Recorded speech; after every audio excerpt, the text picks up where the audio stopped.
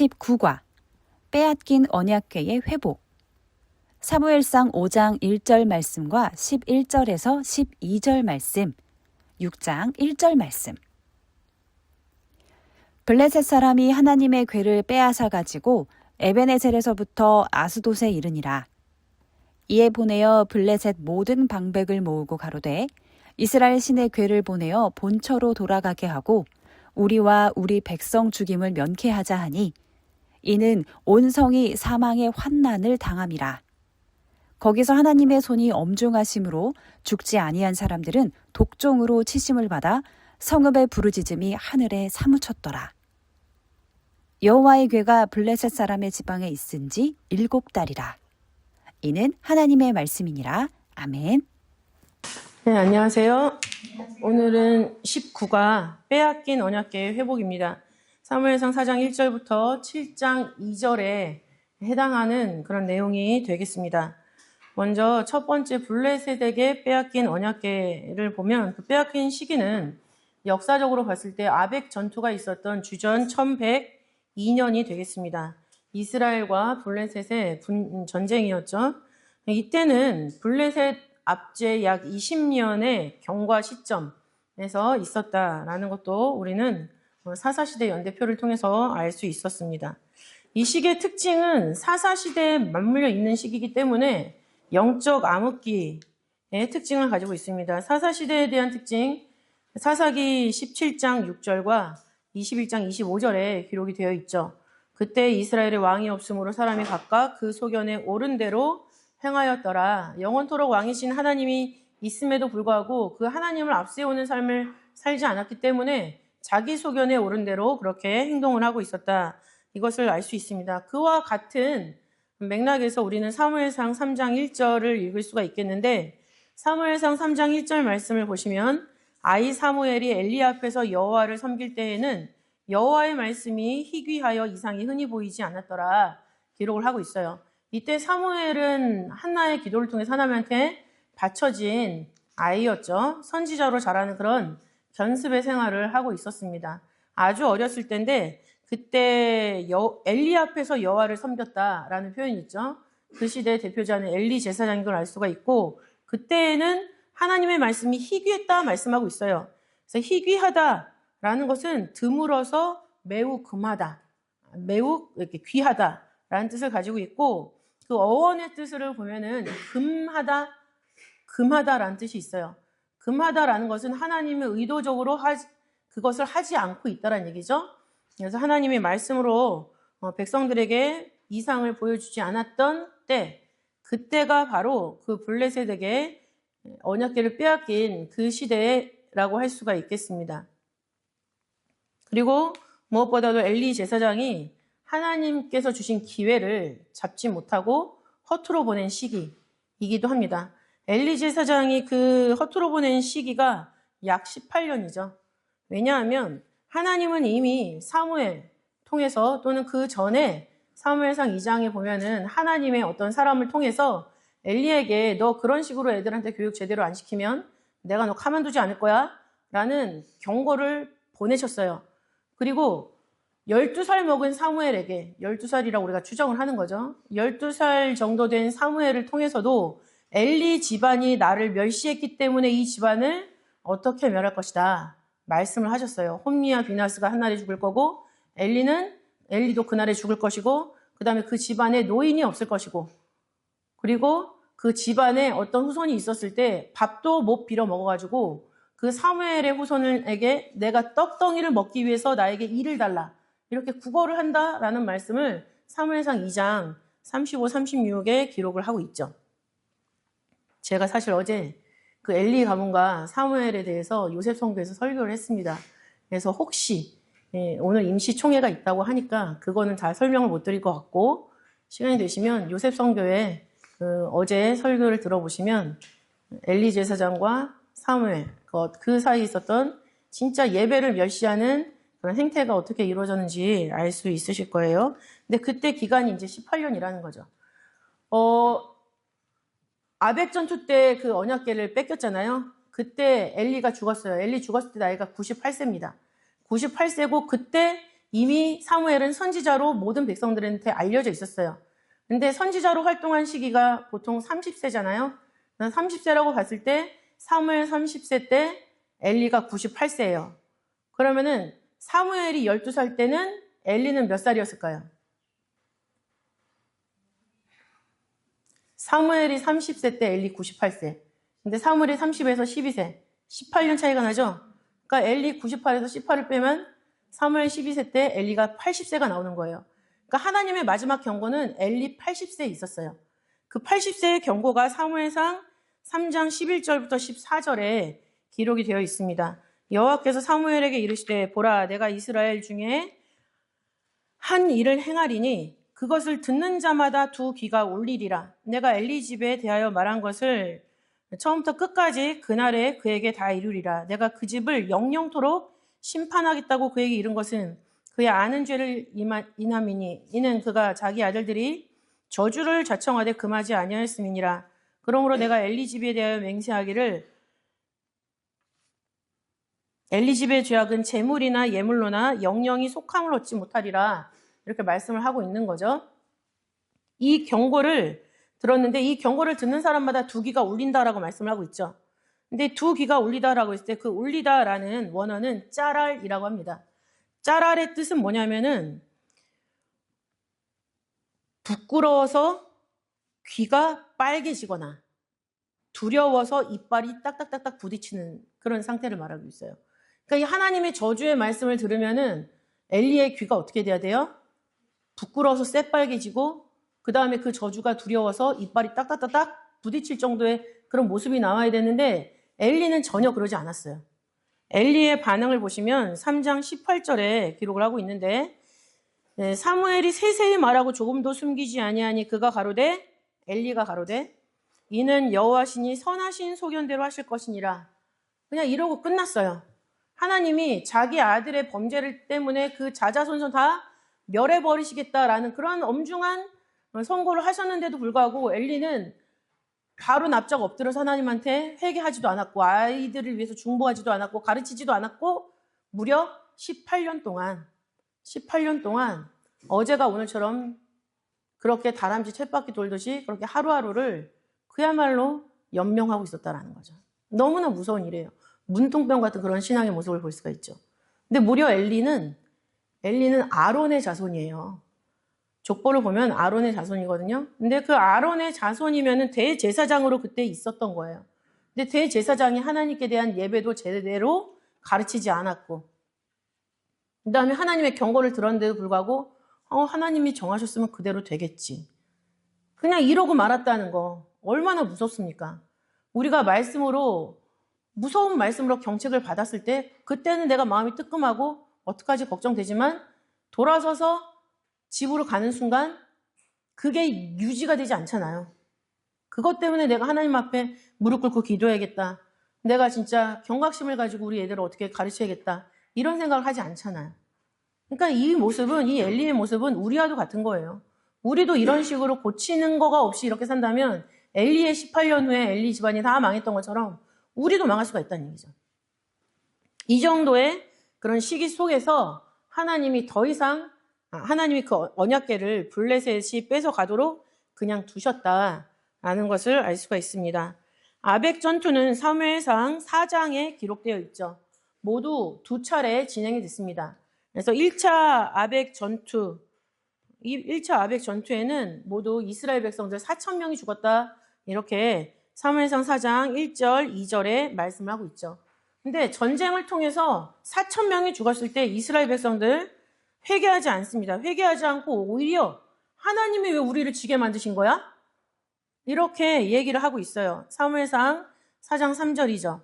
백성이 진으로 돌아오매 이스라엘 장로들이 가로되 여호와께서 어찌하여 우리로 오늘 블레셋 사람 앞에 패하게 하셨는고 여호와의 언약궤를 실로에서 우리에게로 가져다가 우리 중에 있게 하여 그것으로 우리 원수들의 손에서 구원하게 하자. 이렇게 결정을 내리는 걸 볼 수 있어요. 나 이렇게 열심히 하나님 일을 하는데 나한테 왜 이런 일이 생기는 거야? 이렇게 우리가 말하잖아요. 그거랑 똑같은 말이에요. 그리고 게다가 방법을 막 강구를 하죠. 그래서 방법을 강구하는데 뭐냐면 하나님의 언약궤를 우리에게도 가져다가 그것으로 언약궤를 그것이라고 표현을 하고 있어요. 그것으로 우리를 구원하게 만들자 이렇게 얘기를 하는 거죠. 사역형이에요. 언약궤만 가져오면 이길 수 있다라는 이상한 신앙의 모습을 보일 수가 있죠. 마치 그 언약궤를 부적처럼 사용하고 있는 이스라엘의 신앙의 오류를 우리는 여기서 볼 수가 있습니다. 표준 세번역을 보시면은 주의 언약궤를 우리에게도 모셔다가 우리 한가운데 있게 하여 우리를 원수의 손에서 구하여 주시도록 하자. 하나님이 그 성막 지성소에 언약궤가 있기 때문에 그 전쟁터까지 나오지 못하십니까? 뭐 성막이 결계예요? 하나님 나오지 못하는 결계입니까? 그런 거 아니잖아요. 근데 이스라엘 사람들은 그거를 너무 하나님을 장소에 국한시키고 하나님의 능력을 제한시키는 그런 모습을 보여주고 있다는 거죠. 잘못 믿고 있다는 거예요. 하나님을 모른다는 얘기예요. 우리도 그렇잖아요. 하나님에 대해서 어떻게 설명할 수 있을까요, 우리는? 지금 우리는 하나님을 어떻게 알고 어떻게 믿고 있을까요? 과연 하나님 본래 그것을 어느 정도 깨닫고 표현할 수 있냐? 이 얘기예요. 그거를 할 수 있어야지 하나님을 교회에만 계시는 하나님으로 국한시키지 않아요. 모리아 성전에만 계시는 하나님으로 국한시키지 않아요. 전 세계 편만하신 하나님 그대로 내 생활에서 내가 하나님을 느끼면서 그렇게 살게 되는 거죠. 그랬을 때 올바른 신앙생활을 할 수 있는데 지금 이스라엘 백성들은 지성소 안에 갇힌 하나님을 생각하고 있는 거예요. 진짜 하나님이 아니죠, 그 하나님은. 그런데 그 언약궤를 꺼내왔다라고 이제 상상을 해보세요. 그 언약궤를 어떻게 꺼낼 수가 있을까요? 움직이지 않는 거죠, 그거는. 성막을 옮길 때나 움직일 수 있었던 거. 또 그 지성소에는 7월 10일에 7월 10날에 대제사장만 들어갈 수 있는 그런 곳이에요. 근데 지금 전쟁이 이렇게 일어났다고 해서 야 빨리 가서 그 법궤 가져와, 언약궤 가져와. 그건 뭐냐면 하나님이 정하시지 않은 때에 그냥 자기의 필요에 따라서 들어가서 언약궤를 가지고 나온 거예요. 근데 레위기 16장 2절을 보면은 성소의 장안, 법궤, 속죄소 앞에 무시로 들어오지 말아서 사망을 면하라 이렇게 말씀을 하고 있어요. 이렇게 하나님의 언약궤를 자기 마음대로 끄집어내온 것은 바로 죽기를 자청하는 이스라엘의 모습과 다름이 없죠. 그래서 드디어 이제 이스라엘 백성들이 그 하나님의 언약궤에 손을 대고 말았습니다. 모시고 왔죠. 2차 아벡 전투가 진행이 되는데 이 법궤가 진중에 들어올 때 백성들이 환호했어요. 우리 이제 이겼다 이거죠. 사무엘상 4장 4절 보면은 언약궤를 가져오고 두 아들 홈리와 비나스는 하나님의 언약궤와 함께 있는 모습을 보여주고 있는데 언약궤가 들어왔을 때 백성들이 큰 소리로 외쳤습니다. 사무엘상 4장 5절에 기록을 하고 있죠. 여기서 외쳤다라는 히브리어는 루아라고 하는데 루아의 뜻이 뭐냐면 승리를 외치다, 개가를 울리다라는 뜻이에요. 그것이 온 것 자체만으로도 이겼다라고 판단하고 있는 이스라엘 백성들의 모습인 거죠. 그러나 블레셋 사람들은 달랐어요. 이스라엘 백성들은 내용 없이 그냥 그것만 있으면 된다라고 하면서 난리를 치고 소리를 지르고 이겼다, 승리, 싸워보지도 않고 지금 승리에 도취되어 있는 반면에 블레셋 사람들은 하나님의 궤가 진중에 오셨다라는 거에 대해서 이스라엘의 역사를 생각해요. 뭘 반추하냐면 애굽에서 출애굽시킬 때 그 막강한 애굽을 10가지 재앙으로 치시고 하나님이 이스라엘 백성들을 끌어내신 그 하나님의 권능과 영광을 생각을 하고 있는 거예요. 이스라엘 백성들은 그 권능의 하나님이 우리를 지켜주실 거다 말하고 있지 않는데 블레셋 사람들은 그 법궤가 곧 하나님의 권능으로 인식을 하고 있다는 거죠. 7절부터 8절을 보시면은 블레셋 사람이 두려워하여 가로되 신이 진에 이르렀도다 하고 또 가로되 우리에게 화로다. 전일에는 이런 일이 없었도다. 우리에게 화로다. 누가 우리를 이 능한 신들의 손에서 건져내리요. 그들은 광야에서 여러 가지 재앙으로 애굽인을 친 신들이니라. 그래서 정확하게 하나님이 어떤 일을 하셨는지 기억하면서 그 일을 자기네들이 당할까 봐 두려워하고 있어요. 그래서 신들이라고 표현을 하고 있는데 원어에 보면 엘로힘이라고 합니다. 엘로힘 뭐예요? 전능하신 하나님이죠. 그죠? 전능하신 하나님으로 하나님이 당신을 표현하신 그 단어 엘로힘을 블레셋 사람들이 사용하고 있는 거예요. 너무나 놀라운 일이 지금 벌어지고 있습니다. 이스라엘 백성들이 형식을 추구하면서 내용을 놓치고 있을 때 블레셋은 그 하나님이 이스라엘에 어떤 권능을 펼치셨는지 그것을 기억하고 하나님을 두려워하고 있다는 얘기예요. 오히려 이스라엘 백성들이 하나님을 우습게 생각을 하고 블레셋 사람들은 하나님을 두려워하고, 그럼 하나님이 누구 손을 들어주시겠어요? 블레셋 사람의 손을 들어주는 거예요. 하나님은 나라가 중요하지 않고 사람의 어떤 국적이 중요하지 않아요. 평강제일교회가 중요하지 않습니다. 하나님을 정확하게 믿고 있느냐가 중요한 거예요. 근데 게다가 평강제일교회 안에 있으면서 정확히 하나님을 깨닫고 정확히 하나님이 하시고 하지 않은 그 일을 해나가면 더 좋아하시겠죠. 평강제일교회 다닌다는 것이 내 구원을 보장하지 않는다는 얘기예요. 이 안에서 내가 어떤 말씀의 내용을 가지고 사느냐가 그것이 가장 중요하다라는 것을 알 수가 있죠. 그래서 이 언약궤를 이런 과정을 통해서 이제 하나님의 법궤도 빼앗기고 하나님이 말씀하신 것처럼 이때 홈리와 비나스가 죽고 그 소식을 들은 엘리는 의자에서 자빠져 죽었다. 자빠져서 목이 부러져 죽었다라고 표현이 되어 있어요. 표현이 아주 직설적이죠. 그리고 하나님의 법궤는 빼앗겼습니다. 그리고 그 빼앗아간 법궤를 블레셋이 자기네들이 섬기는 다곤의 신당으로 모셨습니다. 그래서 언약궤가 블레셋으로 갔을 때 그 회복하기까지의 기록은 사무엘상 5장부터 6장까지 기록되어 있어요. 그래서 5장은 블레셋을 심판하신 하나님, 또 6장은 그 법궤가 베스메스로 오는 과정을 기록을 하고 있는데, 먼저 사무엘상 5장의 내용을 보면은 처음에 도착했던 블레셋의 도시는 아스돗이죠. 근데 아스돗에 산당에 뒀는데 그 아침에 일어나 보니까는 그 다곤 신이 떨어져서 하나님의 궤 앞에서 엎드러져 있었다라는 말씀 사무엘상 5장 3절에 기록을 하고 있습니다. 그리고 다시 수습을 해서 원래대로 세워놨는데 그 이튿날에 또 보니까 또 쓰러져서 하나님의 궤 앞에서 엎드러졌다라는 표현이 4절에 다시 한번 기록을 하고 있어요. 얼굴이 땅에 닿았고 그 머리와 그 두 손목은 끊어져 문지방에 있고 다곤의 몸뚱이만 남았더라 말씀을 기록을 하고 있죠. 이것은 뭐예요? 하나님의 엄중하신 손. 엄중하신 하나님의 손이 그 블레셋을 치고 있다. 이것을 우리에게 알려주고 있습니다. 사무엘상 5장 6절을 보면 여호와의 손이 아스돗 사람에게 엄중히 더하사 독종의 재앙으로 아스돗과 그 지경을 쳐서 망하게 하시니 기록을 하고 있죠. 그래서 망하게 하다라는 원어의 뜻은 황폐한 장소로 되다, 오싹해지다 이 뜻이 있어요. 그러니까 그 일을 보면서 그 아스돗 지경에 있는 온 사람이 마음이 황폐해지는 거죠. 오싹해지는 거죠.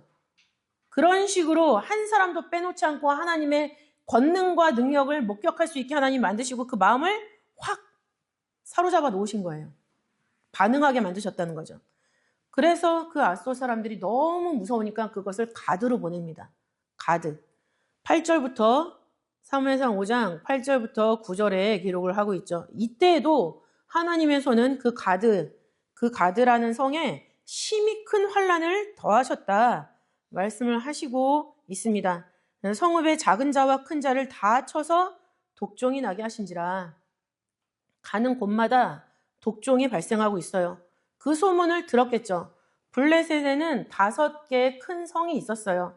아스돗, 가드, 에그론, 그리고 아스글론, 가사. 이게 5개의 큰 도시가 있었는데 가드 사람들이 이거를 에그론으로 옮겼어요.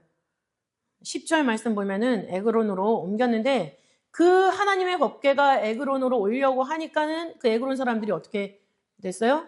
왜 우리를 다 망하게 만들려고 하냐? 그 궤를 왜 우리한테 데리고 오냐? 그래서 성이 들고 일어난 거예요. 우리와 우리 백성을 죽이려 한다. 막 이러면서.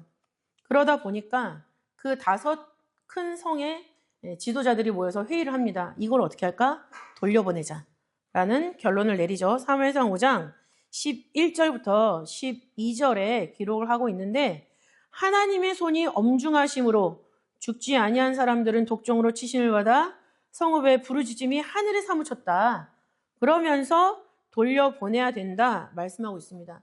이 시기가 7달이에요.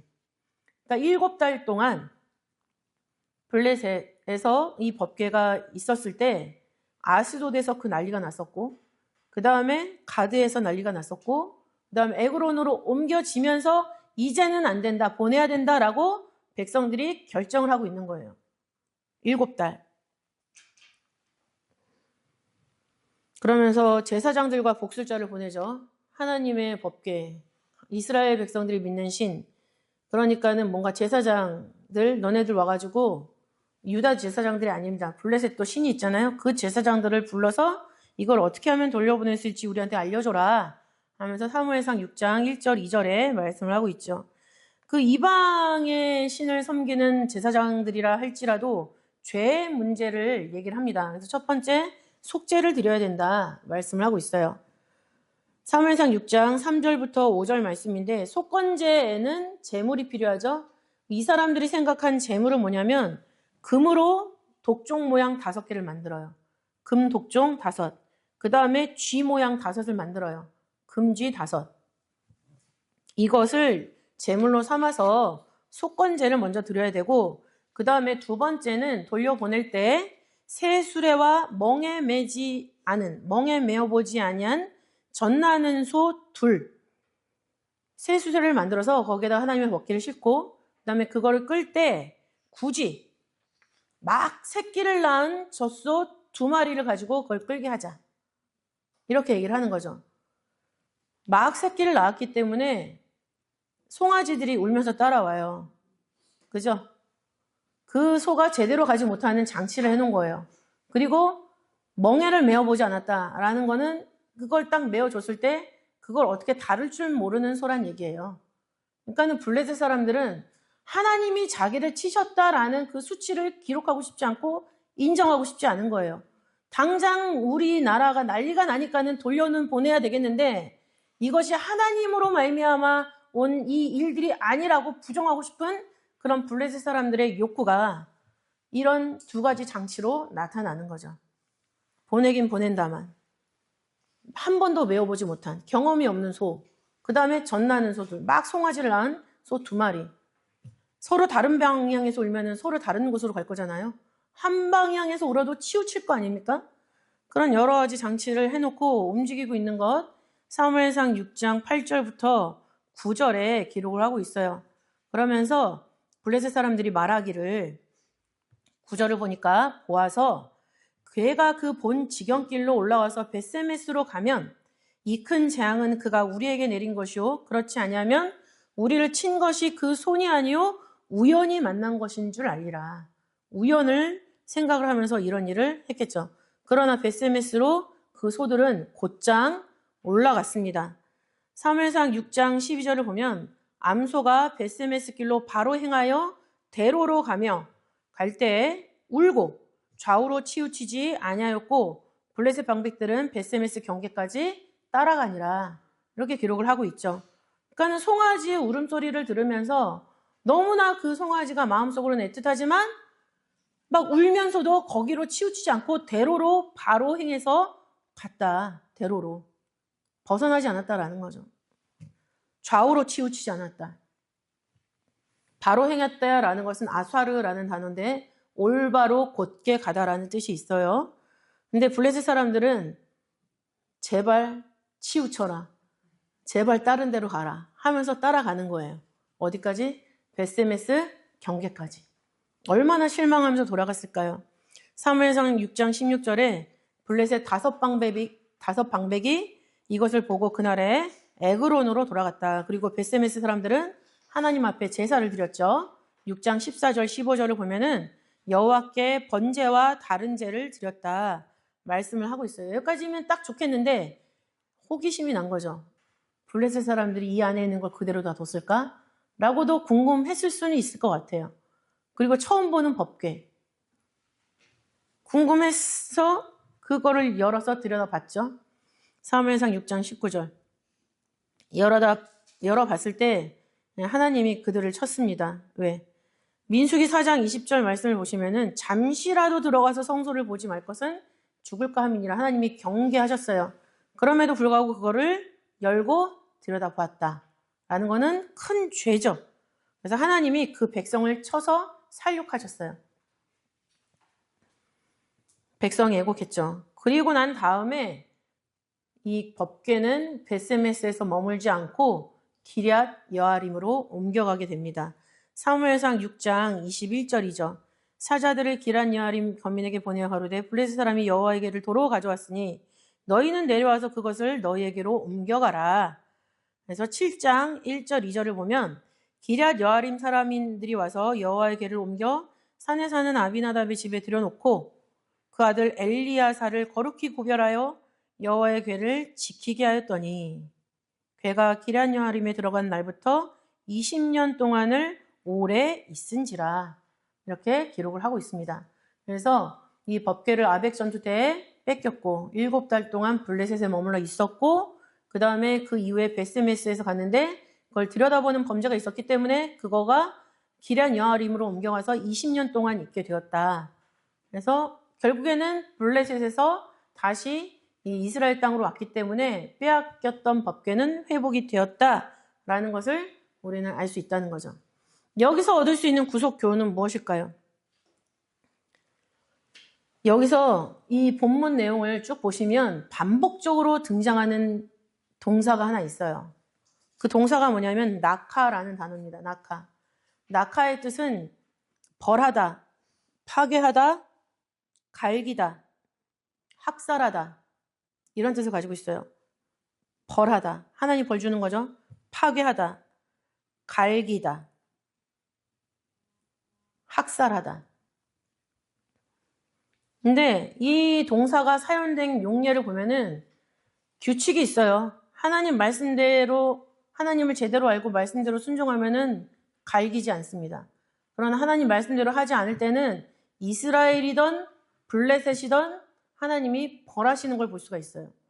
첫 번째 용례는 사무엘상 4장 2절이죠.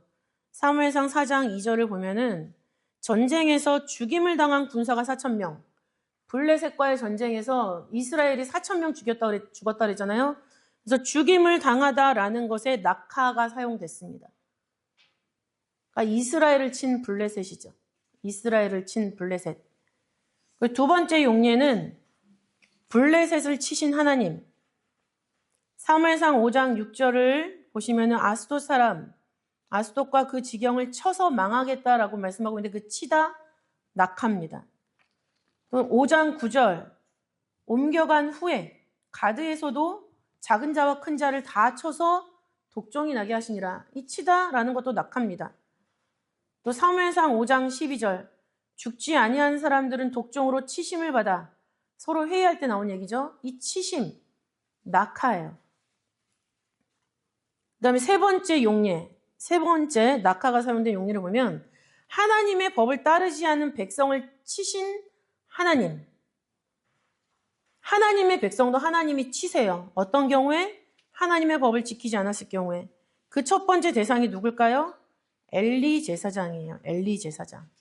사무엘상 4장 13절을 보면은 그가 이를 때는 엘리가 길곁 자기 의자에 앉아 기다리며 마음이 여호와의 궤로 인하여 떨릴 즈음이라. 근데 여기서 길곁이라고 했을 때 그 부분을 낙하라는 단어로 숨겨놨어요.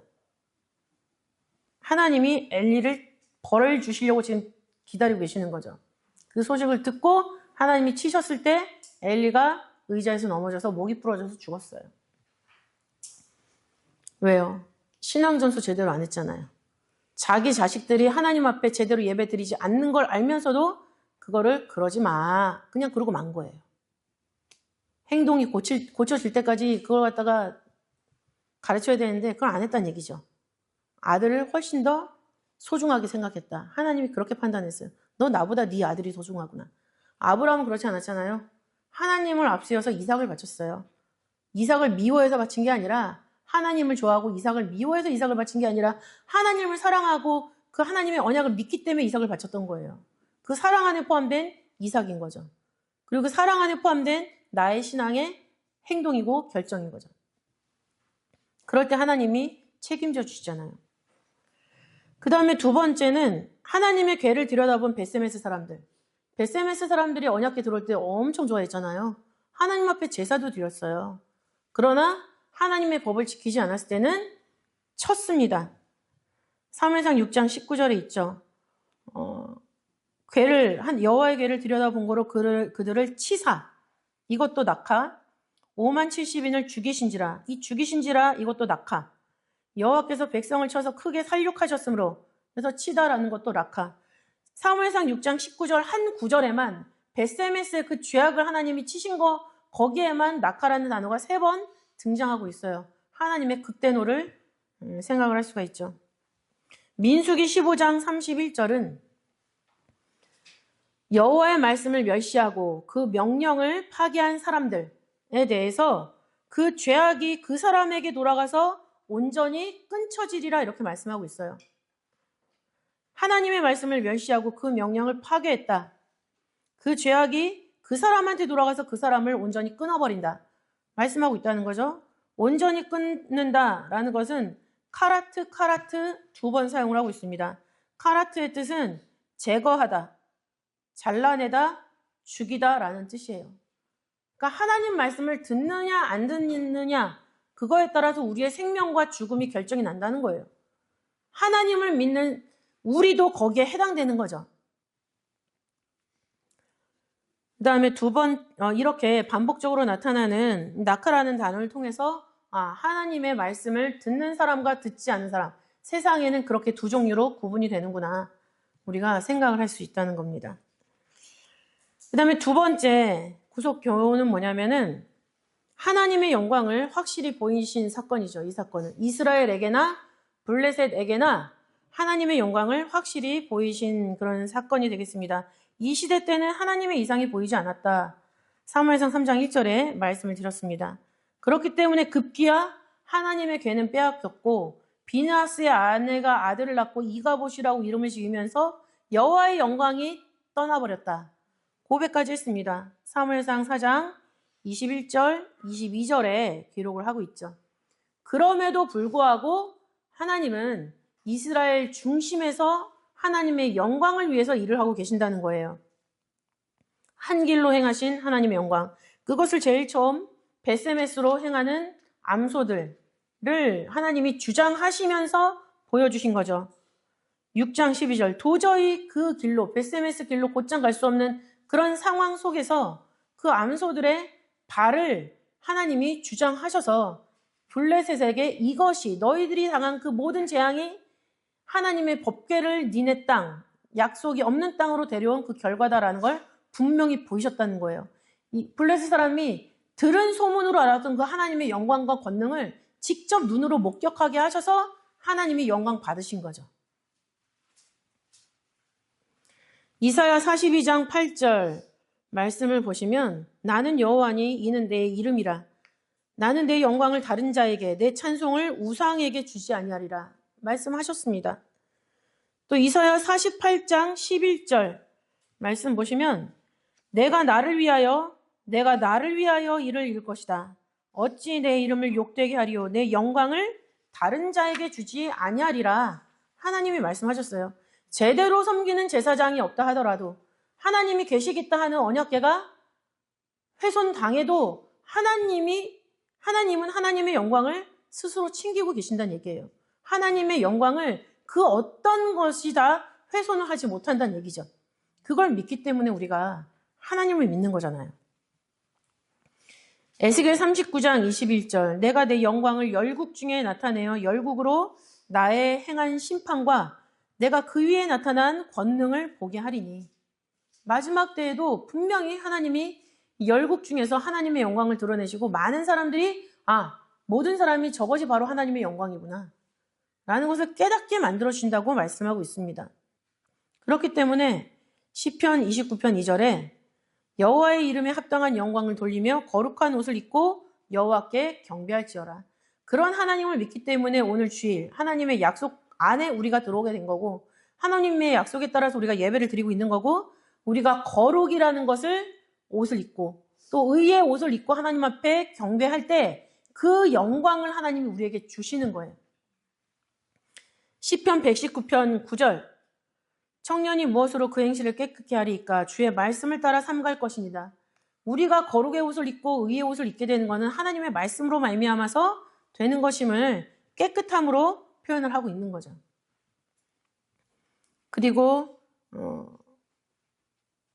세 번째 구속 경륜을 보면은 사무엘을 통해서 사무엘을 예비하신 하나님을 우리가 생각을 할 수가 있죠. 엘리가 레위, 그앗, 아므람, 아론, 그 다음에 점점점 와서 엘리 제사장이 나타나요. 그죠? 그리고 엘리 점점점 나타나서 아비아달이 나타나는 거죠. 그러니까는 그런 족보를 봤을 때 엘리는 대제사장이에요. 대제사장인데 하나님이 그 집을 끊어버리겠다라고 말씀하셨거든요. 젊어서 죽었기 때문에 제사장 할 수가 없는 거예요. 제사장이 되려면 30살이 돼야 되는데 아마 그 전에 죽이지 않으셨을까. 그러니까는 그 자자손손 대제사장을 할 수가 없었는데 운 좋게 아비아달이 했었던 거죠. 그러나 그 솔로몬 시대 때 아도니아의 반역에 가담함으로 인해서 제사장직 파면을 당하죠. 그때 최종적으로. 그거가 엘리의 집이 끊어진 최종적인 성취예요. 근데 사무엘은 어떤 족보를 갖고 있냐? 대제사장 족보가 아니에요. 레위, 그앗, 아므람이 아니라 아므람의 형제 이스알이라는 사람이 있어요. 이스알을 통해서 고라가 나타났고 고라는 모세를 반역했던 사람이잖아요. 근데 하나님이 고라 아들들은 죽이지 말라고 그랬죠. 그 고라의 후손을 통해서 나타난 게 사무엘이에요. 그러니까는 하나님 궤 가까이 갈 수도 없는 그런 레위 지파예요. 그냥 단순한 레위 지파인데 하나님이 그것을 통해서 사무엘이라는 대제사장을 예비하셨다. 이거 뭡니까? 첫 번째는 예수님을 생각을 할 수가 있죠. 대제사장은 레위 지파로 나오는 거잖아요. 근데 예수님은 무슨 지파예요? 유다 지파로 오셨어요. 사무엘처럼 위대한 그 이스라엘의 살아있는 법궤는 기럇 여아림에 있지만 하나님이 직접 사무엘이라는 살아있는 언약궤를 통해서 이스라엘을 치리하셨다. 그거는 뭐예요? 레위 지파는 아니지만 유다 지파를 통해서 오신 멜기세덱의 반차를 쫓는 영원한 대제사장께서 우리의 죄를 다 용서하시고 우리를 이끄시는 살아있는 길, 그 길 끝에 아버지를 만나게 하는 우리에게 새로 열어놓아서 보여주신 산 길이 되셨다라는 것을 우리가 다시 한번 깨달을 수가 있는 거죠.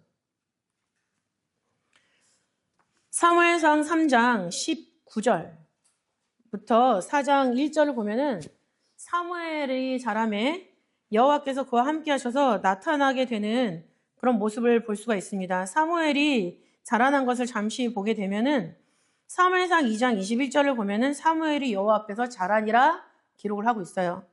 그리고 26절, 사무엘상 2장 26절에서는 아이 사무엘이 점점 자라매 여호와와 사람들에게 은총을 더욱 받더라. 예수님이 지혜와 키가 자라면서 사람들과 하나님께 더 사랑을 받아들였다라는 기록과 일치하죠. 점점 자랐다. 점점, 이것은 위대한이라는 뜻을 가지고 있어요. 위대한, 커짐, 성장. 그러니까 사무엘이 하나님이 말씀으로 인도하시는 대로 점점 위대한 충실한 제사장으로 성장을 하고 있다. 이것을 보여주고 있는 거죠. 그래서 사무엘상 3장 7절에서는 사무엘이 아직 여호와를 알지 못하고 여호와의 말씀도 아직 그에게 나타나지 아니한 때라 말씀하고 있어요. 나타나다라는 단어가 나오죠. 나타나다, 가라라는 단어예요. 가라는 뭐냐면 벗기다, 드러내다, 누설하다라는 뜻이 있어요. 벗기다, 드러내다, 누설하다. 이거는 하나님이 말씀의 비밀을 드러내실 때 주로 사용되는 단어죠. 사용된 용례를 보면은 창세기 35장 7절에 야곱이 도망가다가 하나님을 만나죠? 그죠? 형의 낯을 피할 때 하나님이 그에게 거기서 나타나셨다라고 말씀하고 있는데 그 나타나다라는 단어가 가라예요. 가라. 하나님이 나타난 걸 가라라는 단어로 표현을 하고 있죠. 또 다니엘 10장 1절에서 다니엘이 큰 전쟁의 계시를 받죠. 그때도 그 일을 다니엘에게 계시하셨다 표현 안 하고 나타났다라고 표현을 하고 있어요. 이것도 가라예요. 하나님이 비밀을 벗겨서 보여주신 거죠.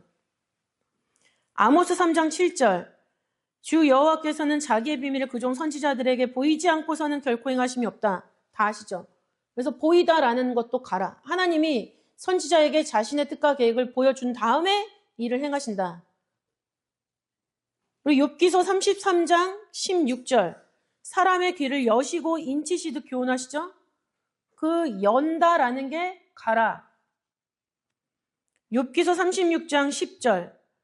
그들의 귀를 열어 교훈을 듣게 하시며, 귀를 연다 했을 때 이 열다도 가라. 그리고 시편 119편 18절. 내 눈을 열어서 주의 법에 기이한 것을 보게 하소서.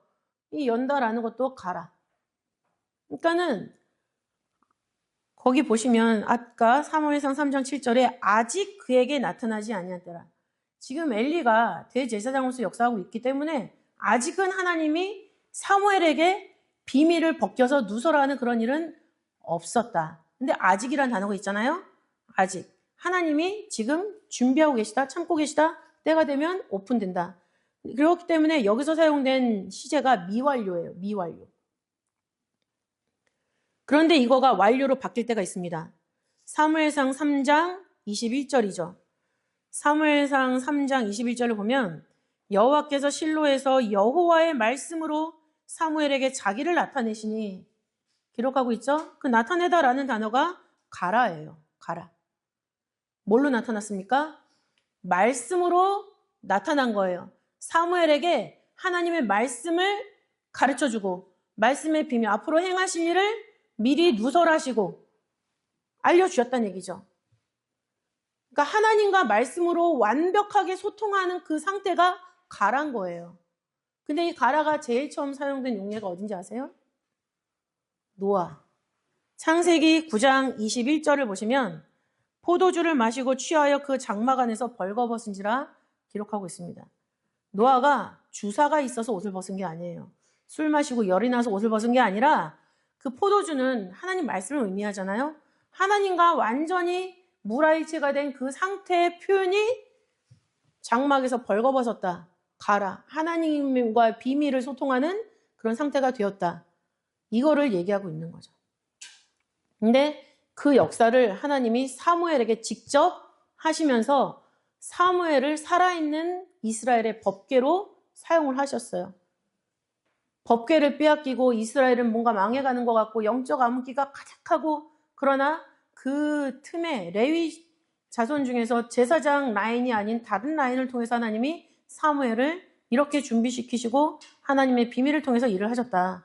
그리고 그 사무엘을 통해서 이스라엘에 대한 하나님의 주권을 작용을 계속 하고 계시다라는 것을 봤을 때 하나님의 영광은 하나님이 챙기시는 거죠. 근데 누구를 통해서? 하나님 말씀대로 자라나는 사람을 통해서. 하나님의 말씀대로 자라나는 사람. 그래서 어떤 시기가 되어서는 하나님의 뜻을 위해서 일을 하는 사람을 통해서 하나님이 영광을 받으신다는 얘기예요. 우리도 바로 그런 사람들이죠. 베드로전서 5장 3절 4절 말씀 보시면 막기운 자들에게 주장하는 자세를 하지 말고 오직 양무리의 본이 되라. 그리하면 목자장이 나타나실 때에 시들지 아니하는 영광의 면류관을 얻으리라 말씀하고 있습니다. 우리가 하나님의 말씀을 맡은 사람들이죠. 그래서 맡기운 자들이라는 것은 헬라어로 클레로스라고 합니다. 클레로스. 클레로스의 뜻, 제비 뽑아 얻은 것. 제비 뽑아 얻은 것. 그러니까 우리가 하나님의 일을 하는 사람일 때 다 제비를 통해서 하나님 말씀 앞에 온 사람들이라는 얘기예요. 그리고 오늘 임시총회가 있는데 임시총회를 통해서 또 제비 뽑아서 우리가 얻게 되는 사람이 있고, 또 그로 말미암아 우리에게 허락하시는 얻게 되는 어린이 선교 사명이 있겠죠. 그것이 다 맡기운 자들, 클레로스인 거예요. 근데 이 클레로스의 또 한 가지 뜻이 있는데 그게 뭐냐면 영원한 구원이라는 뜻도 있어요. 그러니까 하나님께 제비 뽑아서 이 자리에 우리가 있을 때 그 제비 뽑아서 우리에게 주신 그 사명을 우리가 다 한다면 그 결론은 어디란 얘기예요? 영원한 구원이기 때문에 이게 두 가지 뜻이 같이 동시에 클레로스에 담긴 거죠. 그 말씀처럼 베드로전서 5장 4절에서는 목자장이 나타나시면 마지막 재림 때죠. 그때 우리가 시들지 아니하는 영광의 면류관을 얻는다. 하나님의 영광을 위해서 우리가 말씀대로 행할 때 하나님이 우리에게 영광의 면류관을 주신다는 얘기예요. 그러니까 내가 하나님한테 드림으로 하나님이 주시는 영광을 내가 받을 수 있다. 내가 계속 하나님한테 무조건적인 희생, 하나님이 나를 착취하는 것처럼 그런 게 아니라 하나님이 나를 통해서 하나님의 일을 전진시켜 나가실 때 내가 상상할 수 없는 이 생에서의 복과 내세에서의 복을 같이 함께 주신다. 그것이 바로 우리의 시들지 않는 영광의 면류관이라는 거죠. 그래서 법계 자체의 문제가 아니라 내 자신 마음속에 하나님의 말씀이 있고 그 말씀대로 행동할 때 내 자신이 사무엘처럼 하나님의 법궤로서 우리가 살아갈 수 있다. 이것을 분명히 믿으시고 확신하시고 흔들리지 마시고 하나님이 우리에게 주신 사명 완수하시는 어린이교회 성교 모든 선생님들이 되시기를 바라겠습니다. 기도하고 봉헌하겠습니다. 사랑이 많으신 아버지 하나님 감사드립니다. 아버지 오늘 빼앗긴 법궤의 회복, 아버지께서 뺏기신 것을 다시 한번 회복해 주실 때 아버지 영광을 뺏기지 않으시고 법궤도 뺏기지 않으시고 또한 그 모든 시간도 뺏기지 않으시기 때문에 하나님이 정하신 사람을 통해서 말씀으로 양육해 주시고 또한 그 사람을 통해서 하나님의 지경을 다 치리하게 하시는 그런 놀라운 역사를 저를 목격했습니다. 아버지 우리들 보다 더 말씀에 집중하게 하시고 아버지께서 키워주실 때 아버지 또한 아버지께서 경고하실 때 아버지 깨닫고 회개하고 아버지께서 원하시는 방향대로 잘 자람으로 말미암아 아버지 하나님께 영광의 면류관을 받을 수 있는 아버지께 제비 뽑힌 자들이 다 될 수 있도록 인도하시고 역사하여 주시옵소서. 주신 말씀에 감사하여 봉헌합니다. 아버지 저들의 믿음을 담아서 아버지 앞에 정중한 마음으로 봉헌하게 하시고 이 봉헌을 통하여 아버지께서 저희들의 믿음을 더욱더 좋고 든든하게 단단하게 만들어 주실 뿐만 아니라 우리를 통하여서 우리의 아이들도 아버지의 말씀의 뜻을 받들 수 있는 아버지 든든한 장정으로 만들어 주셔서 아버지 장성한 자로서 하나님을 기쁘시게 하는 그런 우리 모든 자손들이 될 수 있도록 축복하여 주시옵소서. 감사드리오며 사랑이 많으신 예수님 이름으로 감사 기도올리옵나이다. 아멘. 제2사전과 201장 1절만 부르시면서 응원하겠습니다.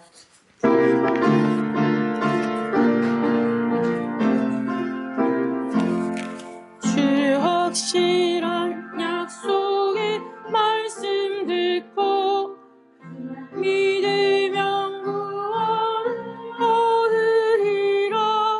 할렐루야 할렐루야 내 예수 믿어 그의 흘린 피로 내 죄 씻었네.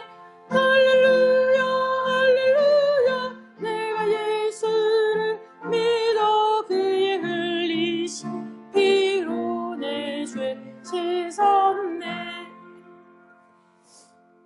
광고는 2부 임시 총회부에 있겠습니다.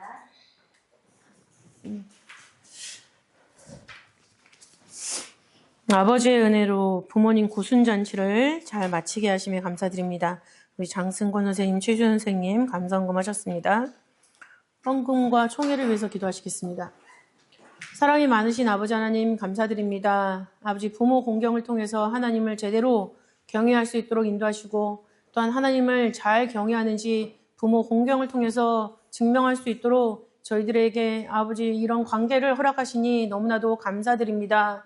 아버지 하나님 그 관계를 저희들 날마다 생각할 때 아버지 정말 이제까지 말씀 앞에 제대로 경외하지 못하고 또한 아버지 부모님께 제대로 효도하지 못했던 아버지 순간이 있었다면 아버지 용서하여 주옵시고 아버지 하나님 앞으로의 모든 시간을 통하여서 아버지 부모님을 경외함으로 말미암아 공경함으로 말미암아 하나님 경외의 증거를 삼을 수 있는 우리 지혜로운 어린이구역 성교 모든 선생님들이 다 될 수 있도록 인도하여 주시옵소서. 또한 장승권, 최수현 선생님, 부모님들을 아버지께서 붙잡아 주셔서 아버지 신앙의 반석 위에 든든히 서게 하시고 하나님을 믿는 믿음으로 평안한 생명을 살 수 있도록 도와주셔서 아버지 하나님 아버지 품에서 우리 모두가 만나는 놀라운 역사로 이어질 수 있도록 아버지께서 인도하시고 축복하여 주시옵소서. 아버지 오늘 어린이구역 성교에 아버지 임시총회를 모이게 하시니 감사드립니다. 이 총회 순간에는 하나님의 임재가 아버지 나타나는 자리 또한 하나님의 임재로 말미암아 우리 모두가 하나님의 은혜를 받고 사명감을 고취하며 아버지 어떻게 일할지 말씀 앞에 아버지 다짐하는 그런 귀한 시간입니다. 아버지 제비를 뽑는 순간순간 아버지 하나님 허투루 나만 아니면 된다는 생각으로 제비하는 것이 아니라 그야말로 합력하여 선을 이루고자 하는 마음으로 제비 뽑을 수 있도록 붙잡아 주시고 아버지 그런 마음을 통하여서 아버지께서 2026년도 어린이구역 성교회를 어떻게 운영하실지 그 설계도와 지도를 우리에게 보여주시는 복된 아버지 귀한 시간이 될 수 있도록 축복하여 주시옵소서. 아버지께서 임재하시고 아버지께서 함께 하심을 믿고 감사드리며 사랑이 많으신 예수님 이름으로 감사 기도 올려옵나이다. 아멘.